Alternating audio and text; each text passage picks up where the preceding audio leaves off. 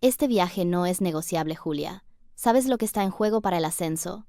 Es solo una falsa alarma, como las últimas 3 veces que corrimos al hospital. El equipo me espera en el aeropuerto. Tengo que irme ahora mismo.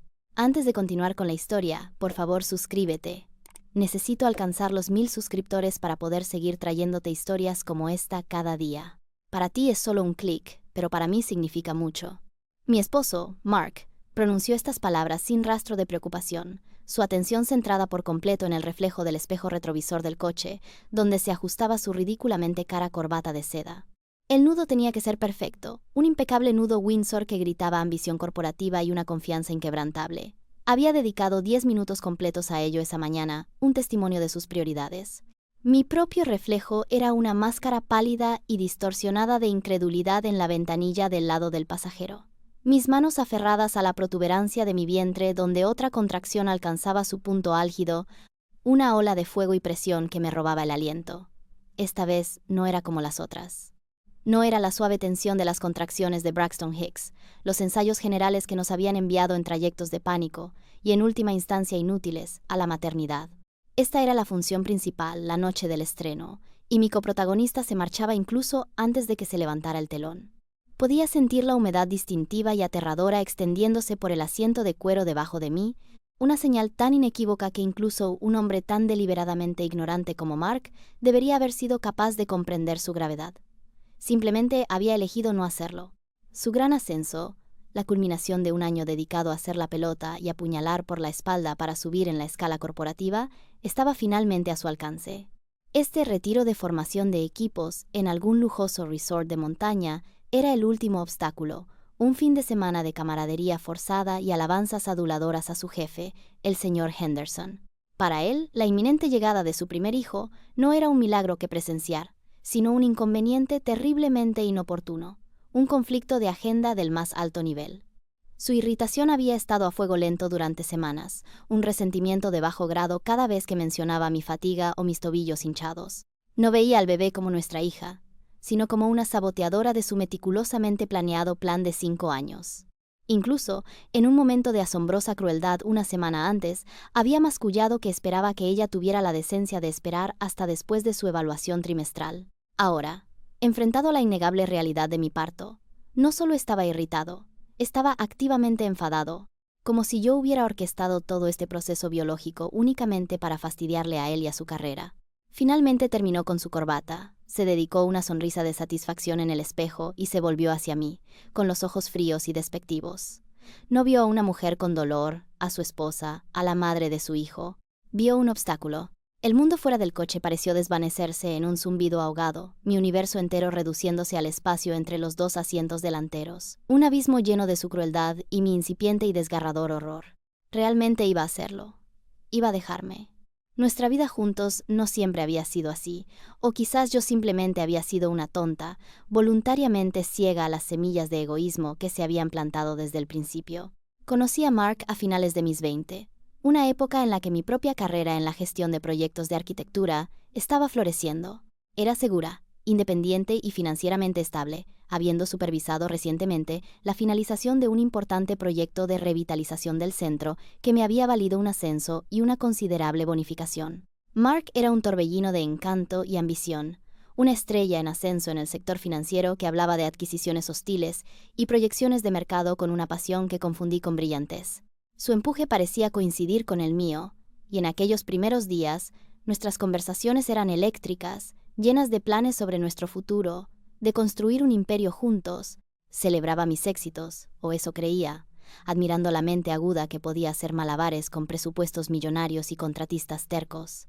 Nos casamos en 2 años, en una boda fastuosa financiada en gran parte con mis propios ahorros y un generoso regalo de mis padres.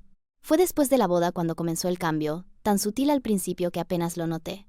Empezó a referirse a mi trabajo como un pasatiempo mono delante de sus amigos. Me explicaba con aires de superioridad mi propio campo en cenas, simplificando complejos conceptos de ingeniería estructural con una sonrisa condescendiente. La narrativa que empezó a tejer fue la del poderoso esposo financiero y su esposa inteligente, pero en última instancia, secundaria. El verdadero punto de inflexión llegó cuando mencionó por primera vez la idea de formar una familia. No lo planteó como un sueño compartido, sino como el siguiente paso lógico en su plan de vida. Un hombre de éxito, explicó, necesitaba una familia para proyectar una imagen de estabilidad y seriedad. Necesitaba una esposa en casa, gestionando la esfera doméstica, para que él pudiera ser libre de conquistar el mundo. Pintó un cuadro hermoso de ello, una vida en la que yo no tendría que lidiar con el estrés de los plazos y las salas de juntas, donde podría centrarme en crear un hogar perfecto y criar a nuestros hijos perfectos.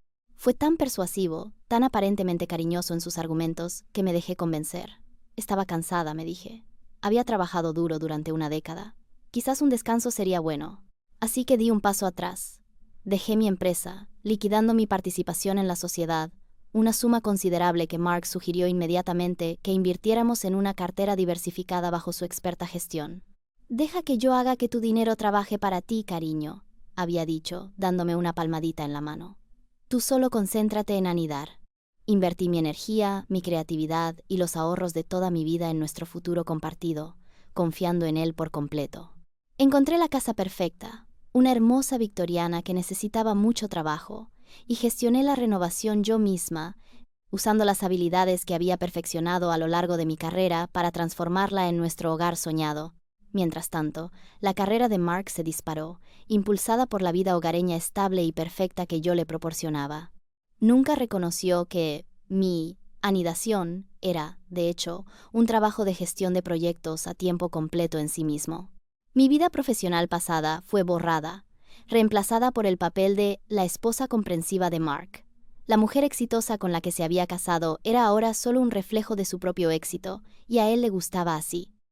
Fue una erosión lenta e insidiosa de mi identidad, una muerte lenta causada por 1000 cortes de condescendencia y desdén, y yo lo había permitido, todo por el sueño de una familia que él ahora estaba abandonando en un garaje. La obsesión con este retiro de trabajo en particular había comenzado hacía unos 6 meses, poco después de que descubriéramos que estaba embarazada. Era todo de lo que Mark podía hablar. El señor Henderson, su jefe casi divino, llevaba a sus 3 mejores asociados senior a un exclusivo resort en las montañas para un fin de semana de planificación estratégica y desarrollo de liderazgo. En realidad era un concurso. El asociado que más impresionara a Henderson sería nombrado el nuevo vicepresidente de adquisiciones. El ascenso venía con un salario asombroso, una oficina en la esquina y, lo más importante para Mark, el prestigio corporativo que anhelaba más que el aire. Hablaba de los otros 2 candidatos, Richards y Peterson, con una mezcla de desprecio y ansiedad, analizando sus debilidades y tramando cómo explotarlas. Pero hablaba de su otra colega Chloe, con un tono completamente diferente. Chloe era el 4º miembro de su equipo, una analista junior que era, en palabras de Mark, increíblemente aguda y dedicada. Era su protegida, su mano derecha. La mencionaba constantemente. Chloe está de acuerdo con mi modelo de proyección. Chloe y yo pasamos toda la noche en vela para perfeccionar la propuesta de Henderson. Chloe cree que soy el candidato seguro para el puesto de vicepresidente. Sus sesiones de mensajes de texto nocturnos que él siempre descartaba como emergencias de trabajo se volvieron más frecuentes. Inclinaba su teléfono lejos de mí, un gesto pequeño, casi inconsciente, que gritaba culpabilidad. Cuando una vez le pregunté a quién le escribía tan tarde, me espetó, acusándome de ser una mujer embarazada paranoica y hormonal. El nombre Chloe estaba siempre en sus labios, una presencia constante y zumbante en nuestro hogar. Ella era la que realmente entendía las presiones a las que estaba sometido, la que apreciaba su genio. Yo, por otro lado, era la que tenía náuseas por las mañanas, la que le pedía que comprara vitaminas prenatales, la que representaba la tediosa y poco glamurosa realidad de la vida doméstica que invadía sus grandes ambiciones. El embarazo en sí se convirtió en una fuente de profunda irritación para él. Mis citas con el médico eran interrupciones. Mi incapacidad para asistir a sus estiradas cenas corporativas en mi 3er trimestre era poco comprensiva. Parecía ver a nuestra futura hija como una rival por mi atención que él sentía que debía centrarse exclusivamente en él y su carrera. Las banderas rojas no eran solo rojas, eran gigantescas pancartas carmesí ondeando, y yo estaba en medio del desfile, fingiendo que solo era una brisa festiva. Una parte de mí sabía que algo estaba profundamente mal, pero la parte que había invertido todo en este matrimonio, la parte que llevaba a su hijo, deseaba desesperadamente estar equivocada. Me aferré a la esperanza de que una vez que llegara el bebé, el viejo Mark, del que me había enamorado, resurgiría. Me dije a mí misma que el estrés por el ascenso le hacía actuar de esa manera. que todo sería diferente una vez que la presión desapareciera. Era un frágil escudo de negación, y estaba a punto de hacerse añicos en 1.000.000 de pedazos. El enredo financiero fue la cadena que Mark había forjado para atarme a él, eslabón por pesado eslabón, todo bajo la apariencia de amor y protección. Poco después de casarnos, me sentó para lo que llamó una cumbre financiera. Desplegó gráficos y diagramas en nuestra mesa del comedor, hablando en un tono bajo y serio sobre maximizar nuestros activos y planificar nuestro futuro. Fue increíblemente teatral, diseñado para hacerle parecer un mago de las finanzas, y a mí una novata necesitada de guía. Me convenció de liquidar una cartera de acciones que había heredado de mi abuela, una suma significativa que había sido cuidadosamente gestionada y había crecido de manera constante durante años. «Es demasiado conservadora, Julia», había dicho, sacudiendo la cabeza con falsa piedad. «Podemos obtener un rendimiento mucho mejor si somos más agresivos. Confía en mí, este es mi mundo». Y así, confié en él. Firmé los papeles, y el dinero desapareció de mi cuenta personal, reapareciendo en un fondo de inversión conjunto recién creado que solo él controlaba. Me mostraba extractos ocasionalmente, señalando ganancias de aspecto impresionante, pero siempre era vago sobre los detalles, desestimando mis preguntas con un condescendiente: «No te preocupes por eso, bonita». Luego vino la jugada maestra. Aproximadamente 1 año antes de quedar embarazada, vino a mí con otra idea brillante. Quería formar una sociedad de responsabilidad limitada, una entidad corporativa que llamó M.J. Holdings. El propósito, explicó, era para eficiencia fiscal y protección de responsabilidad. Dijo que transferiríamos todos nuestros activos principales a la empresa, la escritura de nuestra casa bellamente renovada, la propiedad de nuestros 2 coches y todo el contenido de nuestra cartera de inversiones conjunta. De esta manera, había explicado, con su voz suave como la seda, si uno de mis negocios sale mal, o si alguien demanda a mi empresa, nuestros activos personales son completamente intocables. Es la forma más inteligente de proteger a nuestra familia. Sonaba tan responsable, tan previsor. Mi padre, un abogado corporativo jubilado, siempre había predicado la importancia de proteger los propios activos. Cuando se lo mencioné casualmente por teléfono, se ofreció a revisar la documentación. Mark intervino, restándole importancia con una risa. «Oh, no hay necesidad de molestar a tu padre con esto», dijo rápidamente. «Es todo material estándar. Hice que el mejor abogado de mi firma lo redactara. Es a prueba de todo». Me presentó una gruesa pila de documentos, llenos de densa jerga legal. Recuerdo sentirme abrumada, mi dedo trazando la línea para mi firma. «¿Estás seguro de esto?», había preguntado, un destello de mi antiguo escepticismo profesional aflorando. Él suspiró, un largo y teatral suspiro de paciencia cansada. «Julia, gestiono fondos de $100 millones para ganarme la vida. Creo que puedo manejar nuestra pequeña empresa familiar. ¿No confías en mí?». Fue el chantaje emocional perfecto. Por supuesto que confiaba en él. Era su esposa, así que firmé. Firmé la escritura de la casa en la que había puesto mi corazón. Firmé la propiedad de mi coche. Firmé el control de mi herencia. Firmé mi vida entera a M.J. Holdings, una entidad en la que técnicamente era socia, pero en realidad solo era un nombre en una página. No tenía acceso a las cuentas, ni voz en las inversiones. Le había entregado las llaves de mi reino, y él las había aceptado gentilmente, todo mientras me decía que lo hacía por mi propio bien. No solo me había convencido de dejar mi carrera, me había despojado sistemáticamente de mi independencia financiera, dejándome completa y aterradoramente dependiente de su buena voluntad. Una buena voluntad que acababa de agotarse. Los últimos días previos al retiro estuvieron cargados de una tensión tan palpable que parecía que el aire se había vuelto almíbar. Mi fecha de parto había llegado y pasado una semana antes, y yo vivía en un estado de animación suspendida, cada punzada y dolor enviando una sacudida de ansiosa esperanza a través de mí.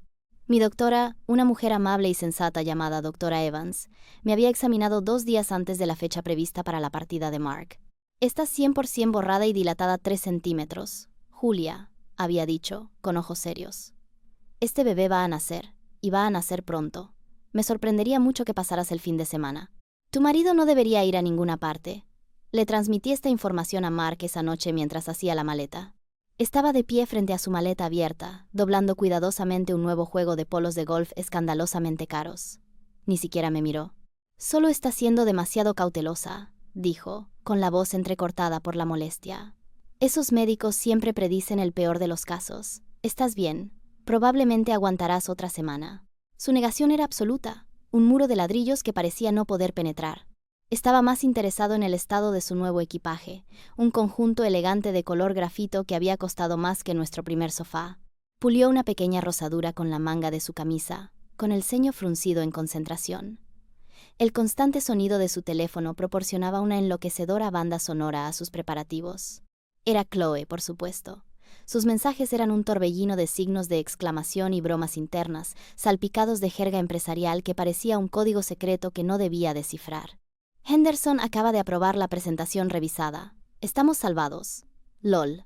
Leyó en voz alta una vez, con una sonrisa triunfante, antes de darse cuenta de que lo estaba mirando y silenciar rápidamente el dispositivo. La noche antes de su partida, me despertaron una serie de calambres fuertes y rítmicos. Los cronometré. Eran cada 10 minutos, y duraban casi un minuto. Era el momento. Lo desperté con un codazo. «Mark», susurré, con la voz temblorosa. «Creo que está pasando. Las contracciones son regulares». Se dio la vuelta, gimiendo de frustración. «Por el amor de Dios, Julia.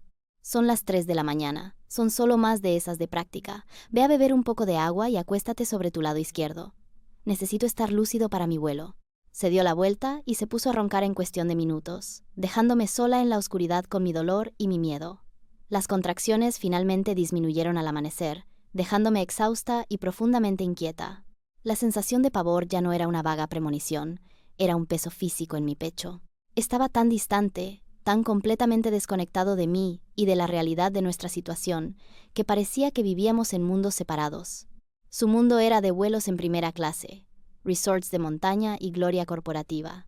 El mío era un mundo de espera, de miedo, de una soledad profunda y aterradora que estaba a punto de convertirse en mi nueva realidad. Estábamos en el coche, de camino al aeropuerto.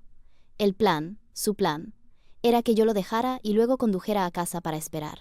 Las contracciones habían comenzado de nuevo tan pronto como me puse al volante, más agudas esta vez, más seguidas. Agarré el volante, con los nudillos blancos, tratando de respirar a través de una mientras él parloteaba sobre su estrategia de presentación. Así que abriré con las proyecciones del segundo trimestre para mostrar un beneficio inmediato, y luego pasaré al modelo de crecimiento de 5 años. Chloe se encargará del análisis de la competencia del mercado.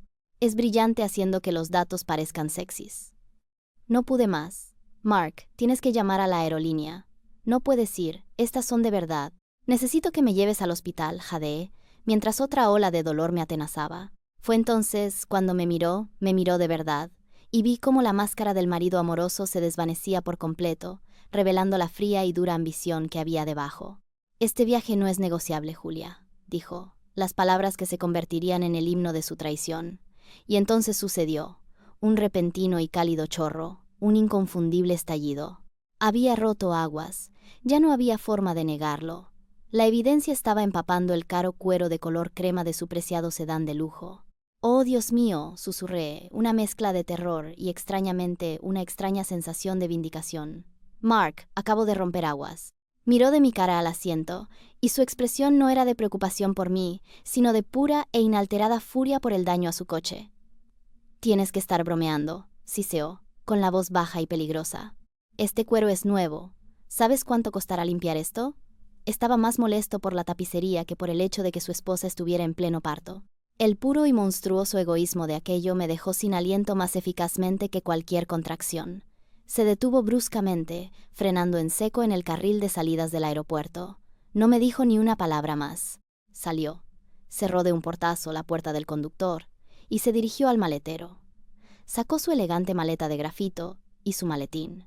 Observé, atónita y en silencio, cómo un todoterreno negro, un Uber Exec, se detenía detrás de nosotros. Cargó su equipaje en él, sin mirar atrás. Abrió la puerta del pasajero de mi coche, no para ayudarme, sino para coger su teléfono del soporte de carga. Finalmente me miró, con el rostro como una máscara de frío resentimiento. «Llama a tu padre o a alguien», dijo, con voz plana. «Tengo un vuelo que coger». Y entonces se fue, subiendo a la parte trasera del Uber, que se alejó a toda velocidad, dejándome sola en el asiento del conductor de un coche en marcha, en medio de un caótico carril de salidas del aeropuerto, con contracciones desgarrándome y el líquido amniótico de nuestro hijo acumulándose en el asiento. El mundo se disolvió en una cacofonía de bocinas de coches y gente gritando. una pesadilla surrealista de la que no podía despertar. Estaba total y completamente sola. Durante unos momentos que se alargaron hasta la eternidad, no pude moverme. Me quedé allí sentada, paralizada, mi mente negándose a procesar la realidad de lo que acababa de suceder. El coche estaba al ralentí a mi alrededor, una isla de quietud en un río de tráfico frenético del aeropuerto. La gente en otros coches empezaba a tocar la bocina, gesticulando airadamente para que me moviera. Mis manos temblaban tan violentamente que no podía agarrar el volante. Una nueva contracción, más feroz que ninguna anterior, desgarró mi cuerpo y un sonido crudo y animal escapó de mis labios. Fue ese sonido el que finalmente rompió el hechizo. Mi formación como gestora de proyectos, la parte de mi cerebro que sabía cómo manejar crisis, se activó a través de la niebla de dolor y conmoción. Busqué a tientas mi teléfono, mis dedos torpes y resbaladizos por el sudor. No podía llamar a mi padre. Vivía a 2 horas de distancia. No podía llamar a una amiga. No quería infligir este caos a nadie. Mi pulgar se detuvo sobre el botón de llamada de emergencia. Lo presioné. La voz del operador del 911 era tranquila, un salvavidas en la locura arremolinada. 911, ¿cuál es su emergencia? Apenas podía hablar. Estoy en el aeropuerto, la terminal de salidas. Estoy de parto. Mi marido me ha dejado. La calma profesional del operador vaciló por una fracción de segundo. ¿La ha dejado, señora? Sí, sollocé. Se subió a un Uber. Tenía un vuelo. Se recuperó rápidamente. De acuerdo, señora, una ambulancia está en camino. ¿En qué tipo de coche está? Describí el coche, la matrícula, con la voz quebrada. Se quedó en la línea conmigo, su voz firme un pequeño ancla en la tormenta, guiándome en la respiración mientras las contracciones venían más rápidas y fuertes. Las luces intermitentes de la ambulancia aparecieron en minutos, abriéndose paso entre el mar de coches. 2 paramédicos, un hombre y una mujer, estaban en la puerta de mi coche. Sus rostros eran una mezcla de preocupación profesional y total incredulidad al contemplar la escena. Una mujer muy embarazada, sola, sollozando en el asiento del conductor. Me ayudaron a salir del coche y a subir a una camilla con una delicadeza que me pareció tan profunda, después de la crueldad de Mark, que me hizo llorar más fuerte. El trayecto al hospital fue un borrón de sirenas, dolor y humillación. Yo era un espectáculo, la esposa embarazada abandonada. Las enfermeras de la maternidad fueron amables, sus ojos llenos de una piedad que sentía como ácido en mis nervios en carne viva. Me conectaron a monitores, sus movimientos eficientes y practicados. Me pidieron la información de contacto de mi marido. Les di su número de móvil, sabiendo que era inútil. Intenté llamarle yo misma, una y otra vez, directo al buzón de voz cada vez. Su teléfono estaba apagado o en modo avión. Estaba a 35.000 pies de altura, bebiendo una bebida de cortesía, volando hacia su ascenso mientras yo estaba anclada aquí, en esta habitación estéril, a punto de traer a nuestra hija al mundo sola. El dolor físico era inmenso, pero no era nada comparado con la agonía de mi corazón. Cada contracción era un recordatorio de su ausencia, cada pitido del monitor un testimonio de su traición. El sueño de nuestra familia, por el que había sacrificado todo, estaba muriendo una muerte lenta y dolorosa en esa habitación de hospital. El parto fue largo y arduo, una maratón de 17 horas de dolor y agotamiento. Las enfermeras fueron mis únicas entrenadoras, sus palabras de aliento un pobre sustituto de la mano que se suponía que debía sostener. Pensaba en Mark constantemente, no con anhelo, sino con una ira creciente y endurecida. Lo imaginaba aterrizando, registrándose en su lujosa habitación de hotel, quizás compartiendo una risa con Chloe sobre la ridícula historia de su esposa histérica y demandante de atención. ¿Sintió una sola pizca de culpa? ¿Un destello de preocupación? ¿O ya era yo un inconveniente olvidado? Finalmente, después de horas que parecieron días, llegó el momento. El médico entró y, con un esfuerzo final y monumental, traje a mi hija al mundo. La pusieron sobre mi pecho, una criatura diminuta, llorosa y perfecta con una cabeza llena de pelo oscuro, igual que el mío. La miré y el mundo cambió. La ira, el dolor, la traición, todo se desvaneció momentáneamente, reemplazado por una ola de amor tan feroz y primario que me dejó sin aliento. Esta era Lily, mi Lily, y estaba aquí. La abracé, con lágrimas corriendo por mi rostro, una mezcla de alegría pura e inalterada y la pena más profunda que jamás había conocido.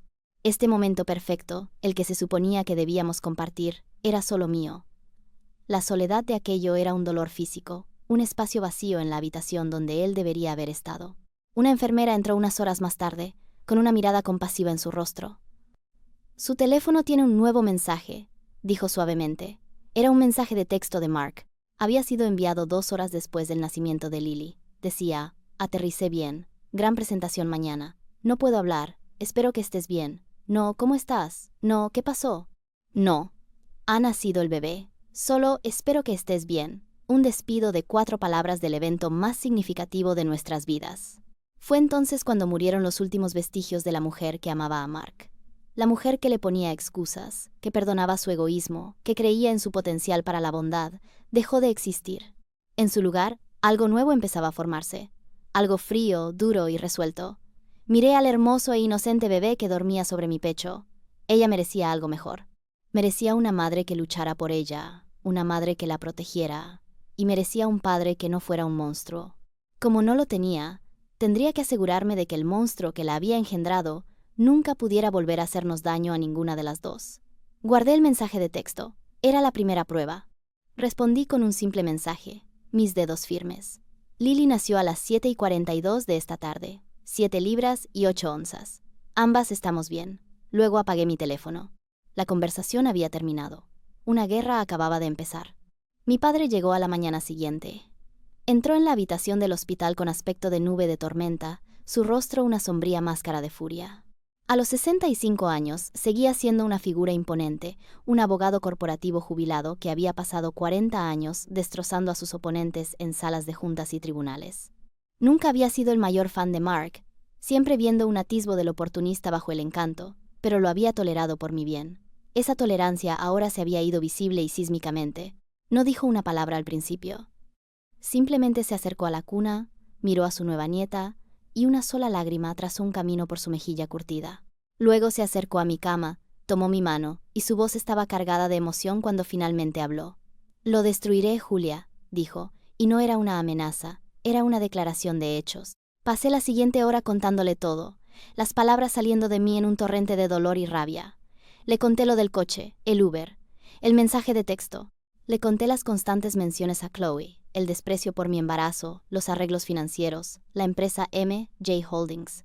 Le confesé cómo había firmado todo a ciegas, cómo había permitido que Mark me despojara sistemáticamente de mi independencia. Mi padre escuchó sin interrupción, su expresión volviéndose más fría y calculadora con cada palabra. El padre reconfortante se estaba retirando y el abogado implacable estaba tomando su lugar. Sus ojos, que habían sido suaves con amor por su nieta, ahora brillaban con la luz dura y afilada del combate estratégico. No estaba aquí solo para ofrecer un hombro en el que llorar. Estaba aquí para elaborar un plan de batalla. «¿Dónde están los documentos de esta sociedad holding?», preguntó, su voz ahora nítida y profesional. «Los papeles de constitución, el acuerdo operativo, todo». Le dije que estaban en un archivador en el despacho de casa, en una carpeta marcada como M.J. Holdings. Estaba tan orgulloso de ello, dije, una risa amarga escapándoseme. Lo llamaba la fortaleza de nuestra familia. Los labios de mi padre se tensaron en una línea fina y sombría. «Las fortalezas pueden convertirse en prisiones», dijo suavemente. «Averigüemos quién tiene la llave». Llamó a su antiguo bufete de abogados, hablando con un ex socio, y organizó que un mensajero fuera a mi casa, recuperara el archivo y se lo entregara en el hospital de inmediato. Luego se volvió hacia mí, con la mirada intensa. «Julia, necesito que seas fuerte. Las próximas semanas van a ser difíciles. Pero te prometo que, cuando el polvo se asiente, tú y Lily estaréis a salvo, y a él no le quedará nada más que las consecuencias de su propia arrogancia». En ese momento, al ver el acero en los ojos de mi padre, sentí el primer destello real de esperanza. Ya no era solo una víctima, tenía un aliado, y mi aliado era un tiburón que acababa de oler sangre en el agua. El mensajero llegó 2 horas más tarde con una gruesa carpeta de Manila. Mi padre lo despidió con un seco agradecimiento, e inmediatamente extendió el contenido sobre la pequeña mesa, con ruedas que sostenía mi almuerzo del hospital. Se sumergió en los documentos, sus gafas de leer posadas en la punta de la nariz, su dedo trazando líneas de densa jerga legal. Lo observé, con el corazón palpitante. Lily dormía en su cuna, una imagen de pacífica inocencia en medio de la tormenta que se avecinaba. Durante un largo rato, mi padre guardó silencio, emitiendo sonidos suaves y pensativos mientras leía. Entonces se detuvo, releyó una página específica y luego la leyó de nuevo. Una lenta y peligrosa sonrisa se extendió por su rostro. Era la sonrisa que había visto una vez antes, años atrás, cuando había acorralado a un abogado contrario en un devastador contrainterrogatorio. Era la sonrisa de un depredador que acababa de detectar una debilidad fatal en su presa. «Oh, qué tonto, arrogante y estúpido», susurró, no a mí, sino al ausente Mark. «¿Qué es?», pregunté, inclinándome hacia adelante, mi voz apenas un susurro. Levantó la vista hacia mí, sus ojos brillando de triunfo. Utilizó un acuerdo operativo estándar del portal en línea de su firma, Julia. Fue demasiado tacaño y demasiado arrogante para que le redactaran uno a medida. Simplemente rellenó los espacios en blanco. Deslizó una página sobre la mesa hacia mí y señaló una sección titulada Aportaciones de capital y participaciones sociales. Documentó todo con veracidad aquí, hay que reconocerlo. Listó su aportación de capital como los fondos de la cuenta de inversión conjunta y tu aportación como los ingresos de la venta de tu participación en la sociedad y tu herencia. Como tu inyección de efectivo inicial fue significativamente mayor que la suya, tuvo que asignar las participaciones sociales proporcionalmente para que pareciera legítimo sobre el papel. Mis ojos recorrieron los números. Estaba todo allí, negro sobre blanco. La contribución de Mark figuraba como el 49%. La mía figuraba como el 51%. Miré a mi padre, confundida. ¿Así que poseo un 2% más que él? ¿Qué significa eso realmente? La sonrisa de mi padre se ensanchó. «Significa todo», dijo, su voz llena de jubilosa satisfacción. Pasó a otra página, esta titulada Derechos de voto y administración. Señaló una cláusula, una sola frase enterrada en una montaña de texto. La leí en voz alta. En caso de desacuerdo sobre una decisión importante, incluida la disolución de la empresa, el socio que posea la mayoría de la participación tendrá el voto decisivo. Me quedé mirando las palabras, la implicación amaneciendo lentamente en mí, un amanecer de posibilidades impresionantes. «Espera, ¿eso significa?» «Significa», interrumpió mi padre, su voz como el chasquido de un maletín al cerrarse, «que tú eres la accionista mayoritaria, Julia. Significa que tú tienes el control último. Puso todo lo que poseemos, la casa, los coches, las inversiones en esta fortaleza corporativa, y en su impresionante arrogancia te entregó la única llave. Estaba tan ocupado construyendo los muros para protegerse del mundo exterior, que nunca pensó en protegerse de ti». Me dejé caer de espaldas contra las almohadas, la habitación de repente pareciendo muy luminosa. La fortaleza se había convertido en una prisión, tal como había dicho mi padre, y yo era la que estaba de pie en la puerta. La niebla de dolor y traición que había nublado mi mente durante días comenzó a disiparse, reemplazada por el fuego frío y claro de la ira justiciera. El dolor seguía ahí, un dolor profundo y resonante, pero ya no era una fuerza paralizante, era combustible. Miré a mi padre, a los documentos legales extendidos ante mí, a mi hija durmiente, y sentí un cambio profundo en mi alma. La esposa sufrida y complaciente se había ido, y en su lugar había una mujer que había sido llevada demasiado lejos. Una mujer con una participación mayoritaria del 51% en su propia venganza. «¿Qué podemos hacer?», pregunté, y mi voz era diferente. Era firme, desprovista del temblor que la había atormentado durante días. Era la voz de una directora ejecutiva, una gestora de proyectos, una mujer al mando. Mi padre se inclinó hacia adelante, con las manos entrelazadas sobre la mesa, un general informando a su comandante de campo más importante. «Podemos hacer lo que queramos», dijo. «La empresa, M.J. Holdings, es dueña de todo. La casa no está a vuestros nombres, es un activo de la empresa.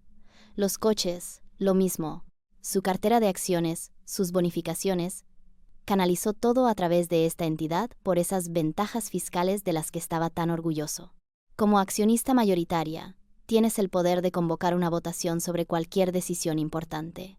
Y como tienes el 51% de los votos, cualquier votación que convoques, la ganas».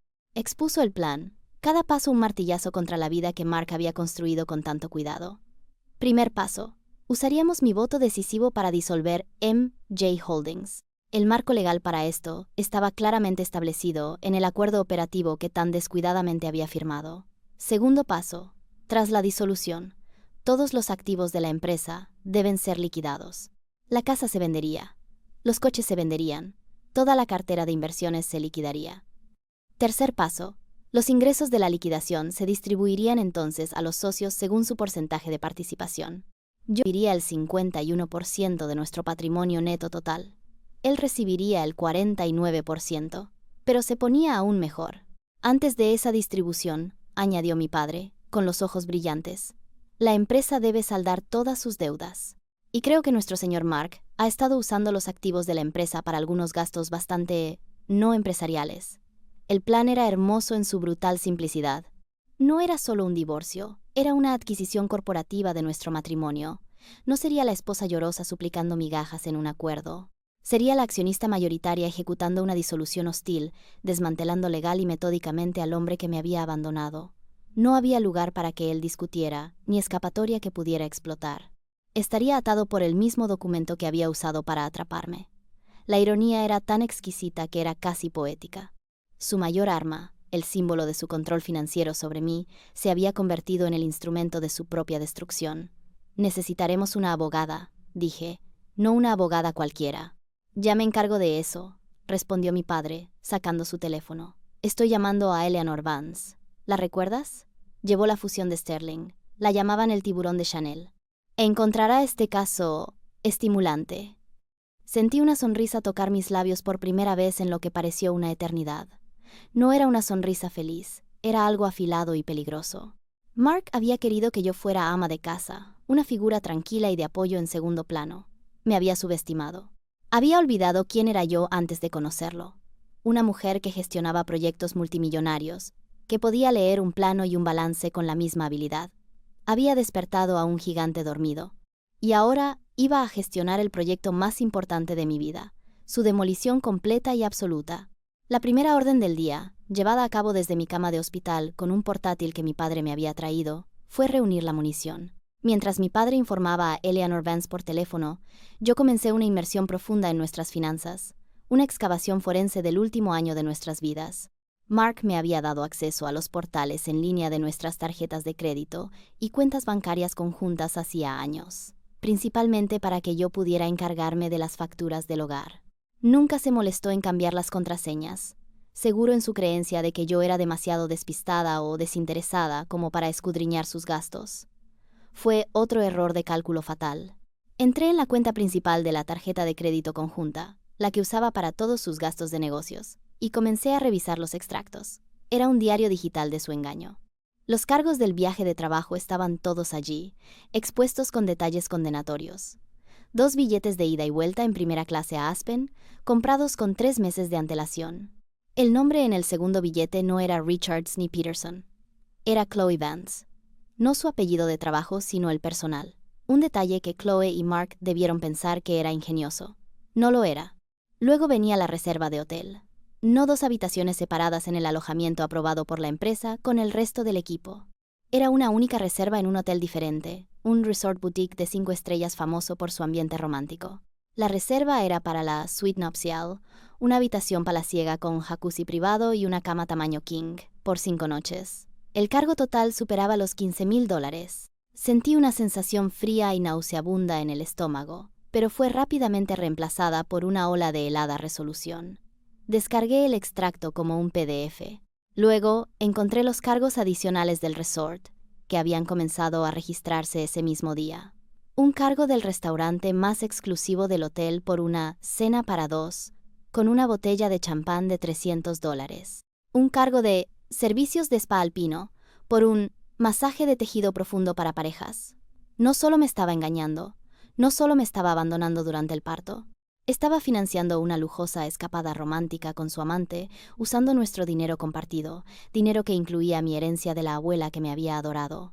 Estaba gastando el legado de mi familia en un sórdido romance mientras yo estaba en una cama de hospital, sola. La pura audacia de aquello era impresionante.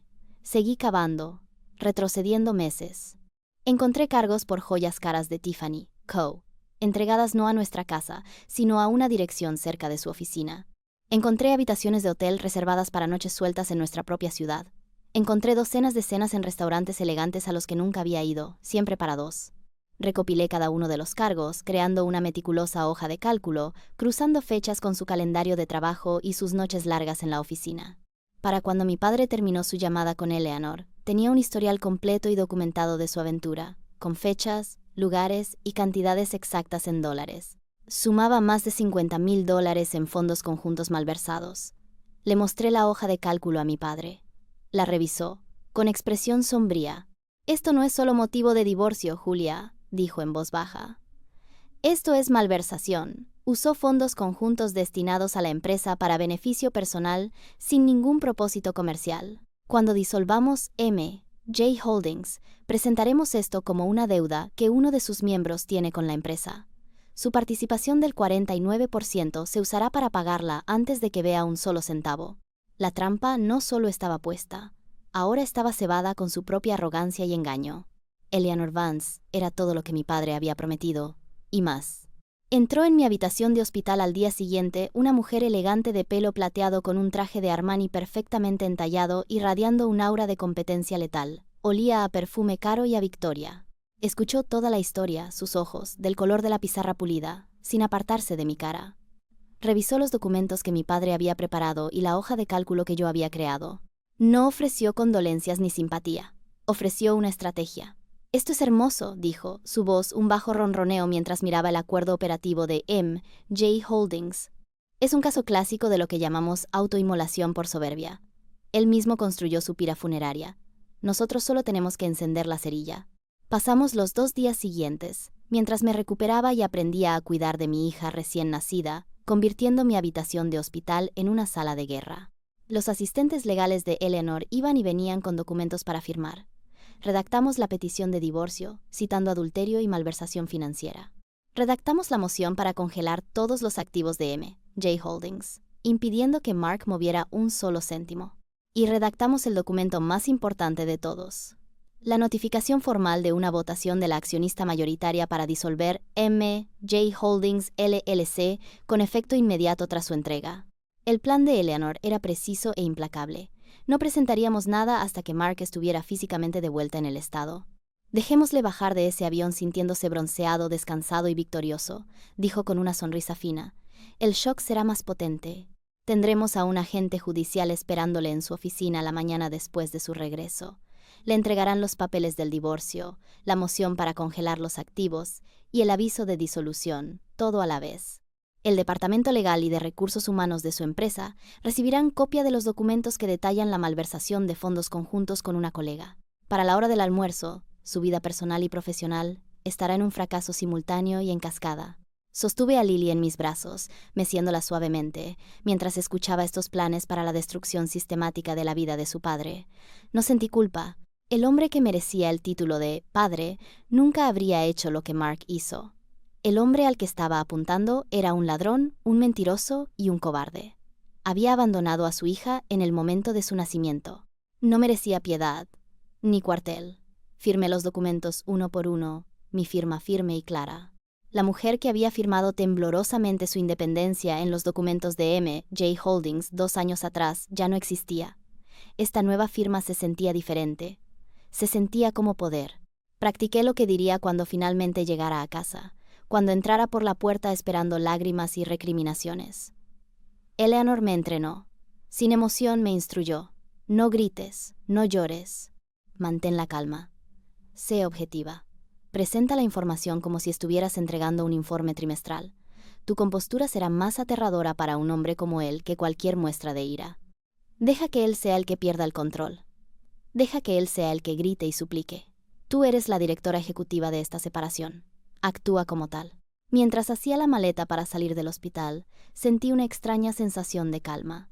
No era solo una madre primeriza que llevaba a su bebé a casa. Era una general saliendo de un consejo de guerra, con mi estrategia establecida, mis ejércitos en posición, lista para la batalla final y decisiva. Llevaba a Lily a casa, no a la casa que Mark había construido, sino al activo principal de una empresa que estaba a punto de liquidar. La semana que pasé en casa antes del regreso de Mark fue una burbuja surrealista de paz antes de la tormenta. La casa estaba en silencio, llena de los suaves sonidos de un recién nacido. Mi padre se quedó conmigo, un guardián silencioso y constante. Se encargó de todo, desde la compra de alimentos hasta el montaje de la cuna, permitiéndome concentrarme por completo en Lily y en mi propia recuperación. Por las noches, después de que el bebé se durmiera, nos sentábamos en la sala de estar y revisábamos nuestra estrategia, como 2 jugadores de ajedrez anticipando cada posible movimiento y contramovimiento de nuestro oponente. Ensayamos la inevitable confrontación. Mi padre interpretaba a Mark, imitando perfectamente su tono arrogante y despectivo. «Estás siendo histérica, Julia. Fue un viaje de trabajo, no puedes hacer esto. Y yo practicaba mi respuesta, mi voz fría y serena, tal como Eleanor me había instruido. La evidencia sugiere lo contrario, Mark.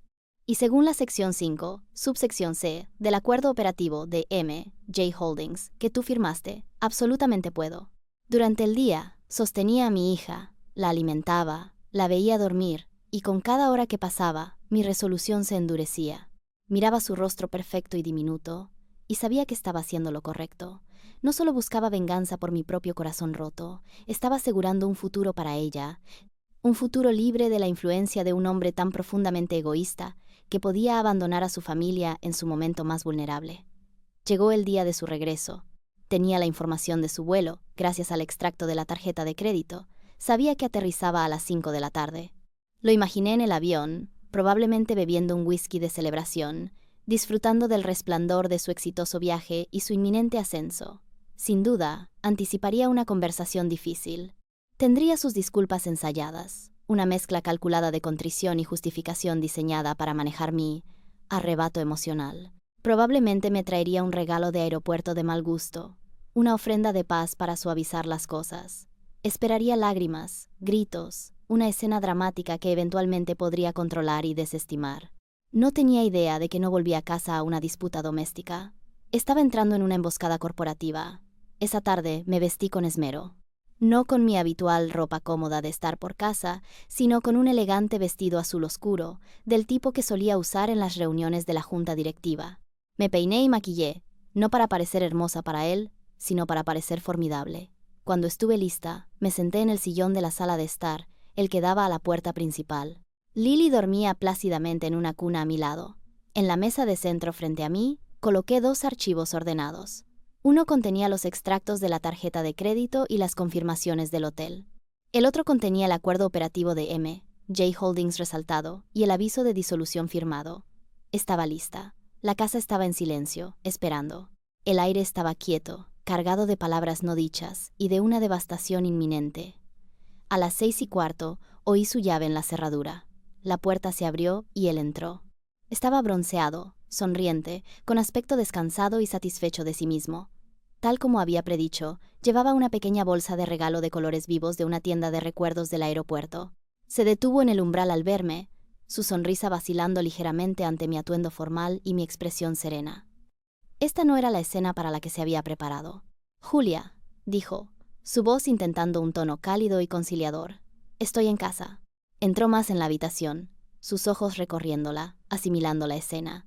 Vio la cuna y por un momento, un destello de algo curiosidad, obligación, cruzó su rostro. Dio un paso hacia ella, pero yo hablé, mi voz calmada y clara, deteniéndolo en seco. «Bienvenido a casa, Mark». Se volvió hacia mí, su sonrisa ensayada regresando. «Sé que estás enfadada», comenzó, lanzando su guión preensayado. «Y tienes todo el derecho a estarlo. Fue una situación imposible, y lo siento muchísimo». El ascenso estaba en juego. Y Henderson. Él no tolera ninguna excusa. «Pero ya estoy aquí. Podemos superar esto. Incluso traje algo para el bebé». Levantó la hortera bolsa de regalo. Tenía un oso de dibujos animados. La ignoré por completo. Le indiqué el sillón vacío frente a mí. «Siéntate, Mark. Hay algunas cosas de las que tenemos que hablar». Dudó, claramente desequilibrado por mi falta de histeria. Había venido preparado para una tormenta, no para esta calma glacial. Se sentó con cautela, colocando la bolsa de regalo en el suelo a su lado. Parecía un hombre que había entrado en la reunión equivocada. «Antes de que te pongas cómodo», dije, mi voz tan nivelada como una lámina de cristal, «deberías saber que he solicitado el divorcio». Las palabras quedaron suspendidas en el aire entre nosotros. Su rostro pasó por una rápida serie de expresiones: conmoción, incredulidad y finalmente diversión. Una risa corta y seca se le escapó. «Oh, Julia, no seas tan dramática. Estás sensible. Acabas de tener un bebé. No nos vamos a divorciar porque tuve que hacer un viaje de trabajo». Se inclinó hacia adelante, adoptando su familiar tono condescendiente. «No puedes permitirte divorciarte de mí. Piénsalo. No tienes trabajo, ni ingresos. Todo está a mi nombre, ligado a mi éxito. Te quedarías sin nada». Fue la respuesta exacta que Eleanor y mi padre habían predicho. La arrogancia, la certeza absoluta de su propia superioridad y mi dependencia. Realmente creía que tenía todas las cartas. Dejé que sus palabras colgaran en el silencio por un largo momento, dejándole saborear su percibida victoria. Luego, lenta y deliberadamente, alcancé el primer archivo sobre la mesa de centro. Lo deslicé sobre la superficie de madera pulida hacia él. Se detuvo justo delante de él. «Creo que descubrirás», dije, mi voz bajando una fracción, «que los arreglos financieros son la menor de tus preocupaciones. ¿Por qué no empiezas por revisar esto?» Miró el archivo, con el ceño fruncido. Lo abrió a regañadientes, como si fuera un tedioso trabajo administrativo. Sus ojos escanearon la primera página, una impresión de la reserva de la aerolínea. Observé cómo el color desaparecía de su rostro bronceado. Pasó la página a la confirmación del hotel para la Suite Nuptial en el resort de 5 estrellas. Su mandíbula se aflojó. Rápidamente hojeó las siguientes páginas, viendo los recibos de la cena, los tratamientos de spa para 2, el nombre Chloe Vance, apareciendo una y otra vez. La máscara de tranquila condescendencia se hizo añicos, reemplazada por un pánico crudo. Esto no es lo que parece, tartamudeó, sus ojos moviéndose por la habitación como si buscara una vía de escape. El vuelo de Chloe se canceló, y el hotel corporativo estaba lleno. Tuvimos que compartir una suite. Fue todo completamente profesional. Puedo explicarlo todo. Las mentiras eran torpes, patéticas, el desesperado forcejeo de un hombre atrapado en una red de su propia creación. Empezó a fanfarronear, su voz subiendo de volumen y tono. «¿Revisaste los extractos de mi tarjeta de crédito? Eso es una violación de mi privacidad. Te demandaré a tu padre. ¿Crees que puedes hacer esto y salirte con la tuya? Te destruiré en los tribunales, Julia. Probaré que eres una madre no apta. Me quedaré con el bebé, me quedaré con la casa, me quedaré con todo. No tendrás nada». Estaba de pie ahora, su rostro contorsionado por la rabia, apuntándome con un dedo tembloroso. Esta era la reacción que había estado esperando. El momento en que perdió el control. Permanecí sentada, mis manos dobladas tranquilamente en mi regazo. Dejé que su diatriba me bañara, las amenazas vacías de un hombre que acababa de darse cuenta de que su poder era una ilusión. Cuando finalmente se detuvo para respirar, con el pecho agitado, alcancé el segundo archivo. Lo deslicé sobre la mesa, igual que el primero. «Tienes razón», dije, mi voz peligrosamente tranquila. «Esto no se trata del romance. Eso es solo un síntoma del problema mayor. El verdadero problema es uno de gobierno corporativo». Se quedó mirando el segundo archivo como si fuera una serpiente venenosa. «¿Qué demonios es eso?», escupió.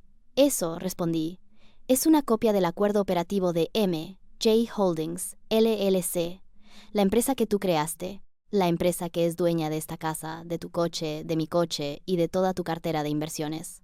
Te sugiero que vayas a la página 7, sección 5, subsección C. La parte sobre los derechos de voto. Te la he resaltado». Cogió el archivo y lo abrió de un tirón. Encontró la sección resaltada. Observé cómo leía las palabras, sus labios moviéndose en silencio. Observé cómo la implicación total y catastrófica de esa única frase amanecía en él. La rabia en su rostro se disolvió, reemplazada por una palidez gris y espantosa de puro horror.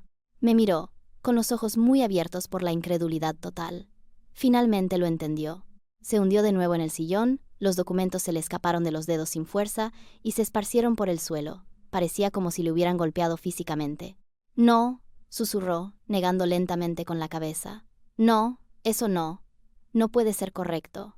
«Oh, pero es correcto, Mark», dije, mi voz desprovista de cualquier emoción excepto una finalidad escalofriante. Estabas tan centrado en las ventajas fiscales y la protección de responsabilidad que nunca te molestaste en leer la letra pequeña de tu propio acuerdo estándar. Me hiciste la accionista mayoritaria, 51%, y con una participación mayoritaria viene un voto decisivo. Me incliné ligeramente hacia adelante, mis ojos fijos en los suyos, y he decidido votar. Desde las 9 de la mañana, cuando un agente judicial entregó la notificación oficial en tu oficina, he votado para disolver M.J. Holdings con efecto inmediato. Me miró fijamente, su boca abriéndose y cerrándose en silencio, como un pez boqueando por aire. El titán de las finanzas, fanfarrón y arrogante, había desaparecido, reemplazado por un edificio desmoronado de hombre. «¿Disolver?», graznó finalmente. «¿Qué significa eso, disolver?». «Significa precisamente lo que parece», expliqué, adoptando el tono de una maestra que explica un concepto simple a un estudiante con dificultades. Según los términos del acuerdo, todos los activos de la empresa deben ser liquidados. La casa se venderá, los coches se venderán, tu cartera de inversiones se liquidará, todo. Los ingresos se utilizarán para saldar las deudas de la empresa. Hice una pausa dejando que las palabras calaran. Y MJ Holdings tiene una deuda bastante significativa, más de $50,000, de hecho. Parece que uno de los socios, tú, ha estado malversando fondos para viajes no relacionados con el negocio, hoteles y regalos para una subordinada.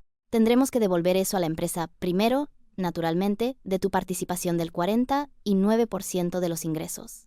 Su rostro, que no creía que pudiera palidecer más, se volvió del color de la ceniza. La red estaba completa. Todas las vías de escape estaban bloqueadas. No solo estaba perdiendo la casa y el dinero, se le estaba haciendo responsable, en fríos y duros números, por su traición. Julia, por favor, gimió, la palabra por favor sonando extraña y oxidada en su lengua. Se deslizó de la silla y se arrodilló sobre la cara alfombra. Intentó tomar mi mano, pero la aparté. Por favor, no hagas esto. Piensa en el bebé, piensa en nuestra familia. Estoy pensando en el bebé, dije, mi voz tan fría como una losa de morgue. Estoy asegurando un futuro seguro y estable para mi hija Lily. Un futuro que será financiado por mi 51% de nuestros activos liquidados, más la porción de tu parte utilizada para devolver el dinero que nos robaste. Tú, por otro lado, te quedarás con lo que quede de tu participación minoritaria. Después de los honorarios legales y tu deuda con la empresa, sospecho que no será mucho. Se derrumbó entonces, por completo. Se desplomó hacia adelante, con la cabeza entre las manos, y comenzó a sollozar. No las lágrimas dignas y silenciosas de un hombre con dolor, sino los sollozos feos y ahogados de un niño mimado al que le acaban de quitar su juguete favorito para siempre. El sonido era patético, y me llenó de nada más que un vacío profundo y escalofriante. Me levanté, me acerqué a la cuna y levanté suavemente a mi hija dormida. Un agente judicial entregará el resto de los papeles del divorcio mañana, le dije a su espalda agitada. Tienes 24 horas para hacer una maleta y abandonar mi propiedad. Después de eso, solo podrás comunicarte conmigo a través de mi abogada. Se llama Eleanor Vance. Me han dicho que es muy buena. Me di la vuelta y salí de la sala de estar, dejándolo arrodillado entre las ruinas de la vida que tan arrogantemente había tirado por la borda. Las repercusiones fueron rápidas y catastróficas, una reacción en cadena perfecta de consecuencias. Tal como Eleanor había planeado, la solicitud de divorcio, que detallaba la aventura de Mark con Chloe y la malversación de fondos conjuntos, fue enviada no solo a él, sino también al director jurídico y al jefe de recursos humanos de su firma. El retiro de formación de equipos, por el que había sacrificado a su familia, se convirtió en el catalizador de su ejecución profesional. La firma, una empresa que cotiza en bolsa obsesionada con su imagen y aterrorizada por el escándalo, actuó de inmediato. Mark fue suspendido sin sueldo, a la espera de una investigación formal, un eufemismo corporativo para «estás despedido, solo necesitamos poner en orden el papeleo».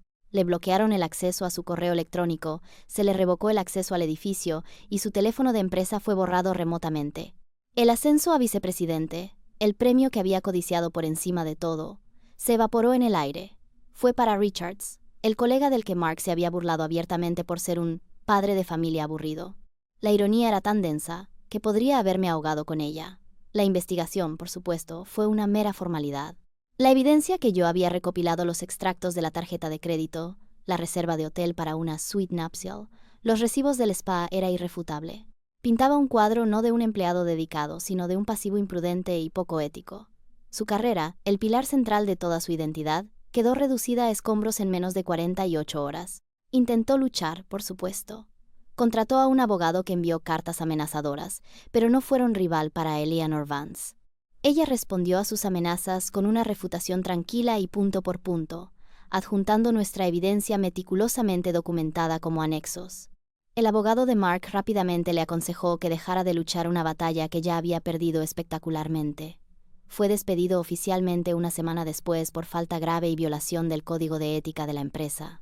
El hombre que vivía y respiraba por su estatus corporativo ahora estaba desempleado, y gracias a la naturaleza de su despido, prácticamente inempleable en el mundo de altas finanzas, donde la reputación lo es todo. Su nombre era Lodo.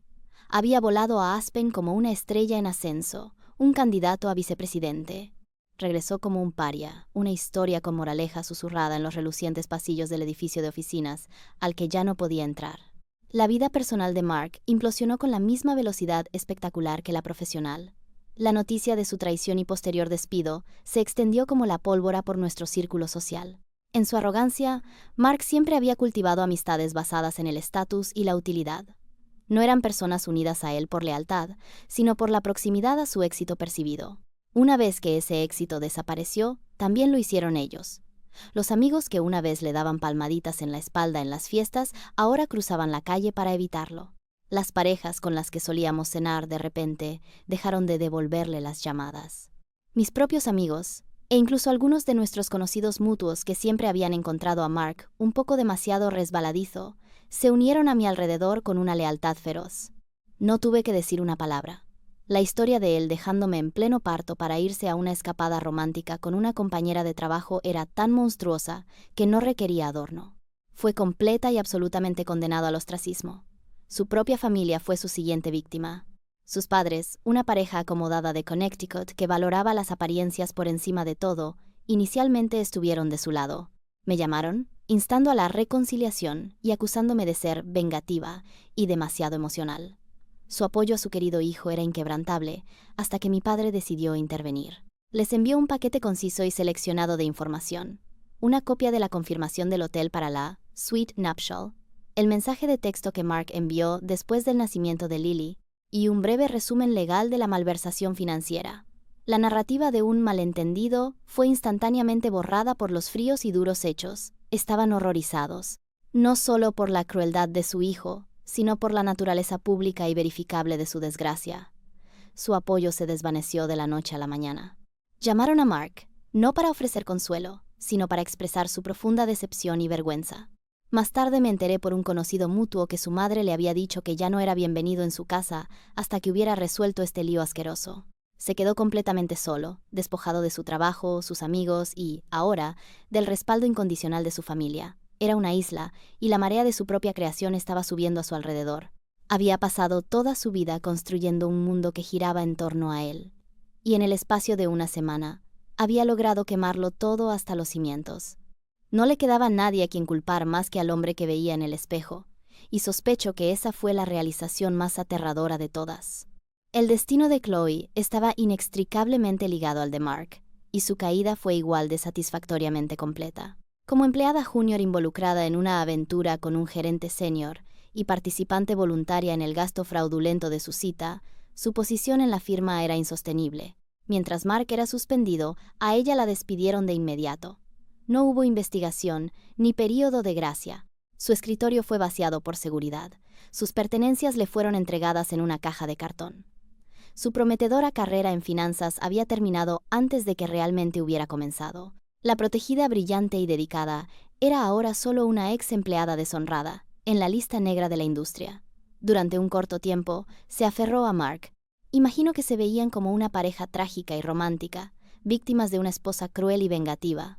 Se mudaron juntos a un pequeño apartamento amueblado, su relación ahora probada no por la emoción de un romance secreto, sino por la sombría realidad del desempleo y la inminente ruina financiera. El glamour de la Suite Nuptial en Aspen se desvaneció rápidamente bajo la dura luz de un apartamento de un dormitorio con muebles baratos. Su amor, que había prosperado en la ambición corporativa y los fines de semana robados, no pudo sobrevivir al estrés del fracaso compartido. Las discusiones comenzaron casi de inmediato. Me enteré por el boca a boca, una red sorprendentemente eficiente de excolegas que se habían puesto de mi lado, que sus peleas eran épicas, audibles a través de las delgadas paredes de su nuevo edificio de apartamentos. Ella lo culpaba por su carrera arruinada. Él la culpaba por ser una complicación que le había costado todo. La dinámica de mentor poderoso y protegida devota fue reemplazada por la de iguales amargados, ambos ahogándose y arañándose mutuamente por un trozo del naufragio. La ruptura final fue aparentemente una pelea a gritos en el estacionamiento del edificio. Ella le arrojó una bolsa con su ropa y se fue a toda velocidad, dejándolo allí solo. Más tarde, envió un correo electrónico venenoso a algunos de nuestros conocidos mutuos, pintándose a sí misma como la joven ingenua que había sido manipulada y utilizada por un jefe poderoso y depredador. Fue un patético intento de salvar su propia reputación a expensas de él, el acto final de una asociación basada en el puro interés propio. Leí el correo electrónico no con ira, sino con una diversión distante y clínica. Habían sido socios en la crueldad, y era justo que se volvieran el uno contra el otro cuando llegaron las consecuencias. Se merecían el uno al otro, y merecían los finales miserables y solitarios que ellos mismos habían creado. Los procedimientos legales fueron una clase magistral de eficiencia, gracias a Eleanor Vance. Mark, ahora humillado y económicamente lisiado, no tenía el estómago ni los fondos para una lucha prolongada. Su abogado, al ver la montaña de pruebas irrefutables contra su cliente, le aconsejó encarecidamente que aceptara el acuerdo de conciliación que Eleanor propuso. No fue una negociación, fue una rendición. La disolución de M.J. Holdings procedió exactamente como habíamos planeado. Un liquidador independiente fue nombrado por el tribunal para supervisar la venta de todos los activos. La casa, que había sido mi proyecto de pasión, se vendió en una semana en el candente mercado inmobiliario. Ver el letrero de «vendido» en el césped fue un momento agridulce, el cierre de un capítulo doloroso, pero también la financiación de uno nuevo y más brillante. Los coches de lujo fueron subastados, la cartera de inversiones fue liquidada. La suma final, incluso después de la caída del mercado, fue sustancial. De este total, el liquidador primero saldó la deuda que Mark tenía con la empresa.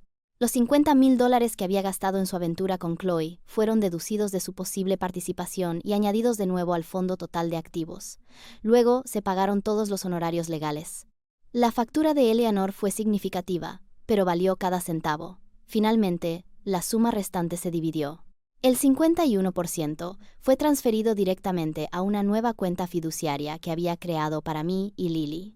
El 49% restante, ahora significativamente disminuido, fue transferido a Mark. Era suficiente para que viviera 1 o 2 años si era cuidadoso, pero era una miseria en comparación con la riqueza que una vez había controlado.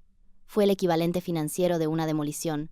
Se quedó con suficientes escombros como para recordar el rascacielos que una vez había poseído. El divorcio en sí se finalizó rápida y silenciosamente. Se me concedió la custodia física y legal total de Lily. A Mark, dado su comportamiento reciente y su situación inestable, se le concedieron derechos de visita limitados y supervisados, a ser organizados y pagados por él, a través de una agencia designada por el tribunal. No tendría contacto no programado, ni capacidad para perturbar nuestras vidas. El decreto final llegó por correo un martes por la mañana. Firmé el último papel y todo terminó. Era libre. Sostuve a Lily en mis brazos, una hermosa bebé de 6 meses que balbuceaba, y caminé por las habitaciones de nuestra casa vacía, los suelos resonando con nuestros pasos. Dejábamos atrás este lugar y sus fantasmas. Había entrado en este matrimonio como una mujer exitosa e independiente, y salía de él como madre, más rica que antes e infinitamente más fuerte. Varios meses después, tuve un último encuentro casual con él. Iba de camino a un edificio del centro para reunirme con un agente inmobiliario comercial, buscando ubicaciones para mi nueva firma de consultoría. Lily estaba conmigo, sujeta cómodamente a mi pecho en un portabebés. Cuando estaba a punto de pasar por la puerta giratoria, un hombre me la sostuvo. Era Mark. Casi no lo reconocí. El traje a medida y el andar seguro habían desaparecido, reemplazados por vaqueros gastados, una chaqueta raída y los hombros caídos de un hombre derrotado. Parecía delgado, cansado y años más viejo. El brillo arrogante de sus ojos había sido reemplazado por una mirada atormentada y vacía. Me miró fijamente, luego al bebé en mi pecho, y una ola de emociones complicadas inundó su rostro: vergüenza, arrepentimiento y un anhelo desesperado y patético. «Julia», dijo con voz ronca. «Ella es preciosa». Simplemente asentí, con expresión neutra. No quería darle ni un centímetro de terreno emocional. ¿Puedo sostenerla?» Por un segundo, preguntó, con la voz quebrada. Extendió una mano vacilante, no hacia el bebé, sino como para tocar mi brazo. Di un pequeño paso atrás, fuera de su alcance. La dinámica de poder entre nosotros se había invertido tan completa y permanentemente que parecía una ley de la física. Él era el suplicante, yo era la que tenía el control. «Mark», dije, mi voz educada pero firme, la voz que usarías con un extraño que te ha confundido con otra persona. Según la orden judicial, todo contacto relacionado con Lily debe ser concertado a través del centro de visitas familiares. «Tienes el número. Por favor, no te me acerques en la calle de nuevo». Su rostro se descompuso. El último atisbo de esperanza en sus ojos murió. Comprendió. No había vuelta atrás. No había apelación. Ya no era su esposa. No era la mujer a la que le había roto el corazón. Era un límite legal que no tenía permitido cruzar. Simplemente asintió, un movimiento brusco y derrotado, y se apartó de la puerta, dejándola cerrarse entre nosotros. Entré en el reluciente vestíbulo del edificio sin mirar atrás. El suave peso de mi hija, una presencia cálida y reconfortante contra mi pecho. No sentí triunfo, ni siquiera piedad. No sentí absolutamente nada. Simplemente era un hombre que solía conocer, un capítulo cerrado en un libro que ya no estaba leyendo. Mi futuro estaba por delante, en este edificio, en los planes para mi nuevo negocio, en la hermosa hija que estaba criando sola. Él no tenía parte en ello. Un año después del día en que me dejó en ese coche, mi vida era irreconocible de la mejor manera posible. Había comprado una casa nueva, una impresionante casa adosada moderna en un barrio vibrante y familiar. Era más pequeña que la monstruosidad victoriana, pero era mía, comprada con mi propio dinero, a mi propio nombre. Estaba llena de luz, arte contemporáneo y el sonido del feliz balbuceo de mi hija. Los fantasmas de mi antigua vida habían sido completamente exorcizados. También había lanzado mi negocio, JLL Consulting, especializado en gestión de proyectos residenciales de alta gama y comerciales boutique. La L era por Lily. El capital inicial del acuerdo, que fue sustancial, me permitió empezar con fuerza. Contraté a un equipo pequeño y brillante, y mi reputación de mi antigua carrera, combinada con un empuje renovado y feroz, significaba que el negocio estaba en auge. Hacía el trabajo que amaba, en mis propios términos, con una flexibilidad que me permitía estar presente para mi hija. No solo estaba sobreviviendo, estaba prosperando, profesional y financieramente, de una manera que Mark, en su estrecha visión del éxito, nunca podría haber imaginado para mí. Mis días estaban llenos y alegres. Las mañanas eran para reuniones con clientes y visitas a obras, las tardes para salidas al parque y citas de juego con Lily. Las noches eran para tiempo tranquilo después de que ella se durmiera, donde podía trabajar en propuestas o simplemente disfrutar de una copa de vino en mi balcón, con vistas a las luces de la ciudad. Había construido una vida rica, independiente y enteramente de mi propio diseño. Era la arquitecta de mi propia felicidad, y los cimientos eran sólidos. Había reconectado con viejos amigos y hecho nuevos, en su mayoría otras madres de mi barrio. Mi relación con mi padre se había profundizado en una hermosa asociación. Era un abuelo cariñoso y mi asesor de negocios de mayor confianza. Mi mundo estaba lleno de amor, apoyo y conexión genuina, todas cosas que habían estado notoriamente ausentes en los últimos años de mi matrimonio. La mujer que había estado tan perdida y rota en esa habitación de hospital parecía un recuerdo lejano, una extraña por la que sentía lástima pero con la que ya no me identificaba. La traición que estaba destinada a romperme había sido, de hecho, el catalizador de mi renacimiento. A menudo pensaba en la mujer que era antes, la que tan voluntariamente había sumergido su propia identidad en la de su marido. No la culpaba. Le habían vendido un sueño, una fantasía seductora de compañerismo y familia, y ella había invertido en él con todo su corazón. Entendía sus decisiones, pero estaba profundamente agradecida de no ser ella nunca más. El crisol de la traición de Mark había quemado todas mis ilusiones, todas mis tendencias complacientes, toda mi disposición a ser subestimada. Me había forjado en alguien más fuerte, más aguda y más consciente de mí misma de lo que nunca había sido. El dolor había sido un fuego purificador, y yo había salido de él no con cicatrices, sino templada como el acero. Ya no temía estar sola, apreciaba mi independencia.